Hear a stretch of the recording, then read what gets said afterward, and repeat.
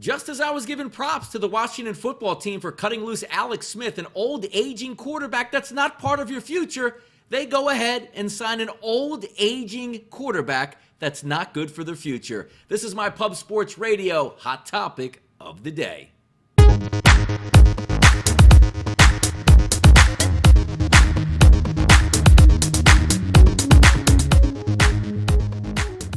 I'm Donnie Seymour, and this is my Pub Sports Radio hot topic of the day, focused right on the Washington football team and what they're actually doing here in the offseason as they prepare for the 2021 NFL season. We just saw the Washington football team. Yes, they won the division in 2020. They had an aging quarterback who wasn't very good, and according to the numbers, 33rd overall as a starting quarterback in 2020 in the NFL. Keep in mind, there's 32 NFL teams. So you say Washington, ready to take the next step, gets rid of Alex Smith, and I tweet out, oh my goodness, Washington's got a real foundation here. They know what they're doing. They're going to build for the future. Maybe it's Taylor Heineke. Maybe they go into the offseason market, get a young quarterback. Maybe they draft a young quarterback here in the 2021 NFL draft. But no, they sign Ryan Fitzpatrick.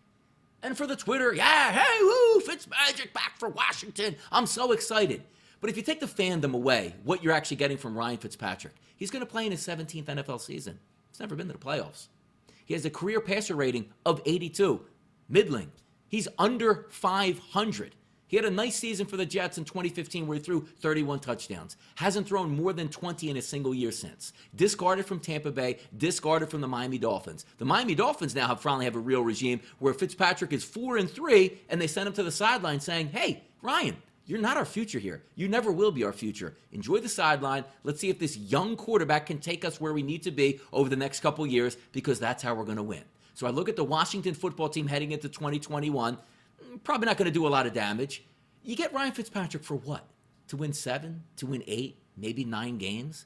Maybe you get that wild card spot. You get bounced in round 1. Did you really improve your franchise? Was that really what you wanted to do? Because my goal in the NFL, if I'm an owner or a GM, it's how can I progress and find the quarterback of the future that can carry me through a decade of excellence where I continually make the playoffs and win Super Bowls? It's not to sign a guy that will be 39 years old in the next football season and have no business and is zero part of my future of the Washington football team. So maybe it's not Taylor Heineke. Maybe it's not somebody that's out there as a free agent. You got to start somewhere, because if you want to win championships, signing a 16-year NFL veteran who's never been to the playoffs is not the way to go for me. If I look at the Philadelphia Eagles in Capel, probably not going to have a great 2021 season, but they have a young quarterback they're going to try to find out about, because if they hit that, that's great for their future.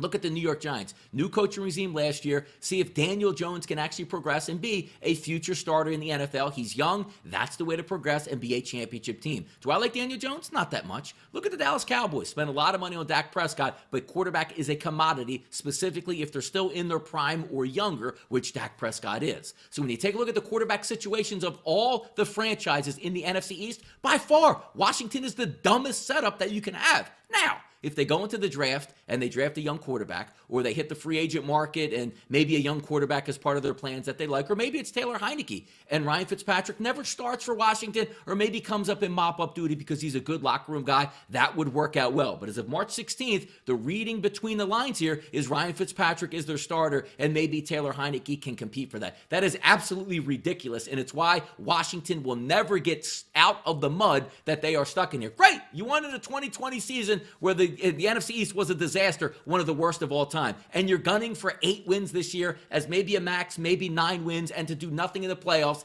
and still not find out about your future quarterback. As I look at the Washington football team, WFT is what their logo is. To me today, it's WTF. I'm Donnie Seymour for Pub Sports Radio. This was your hot topic of the day.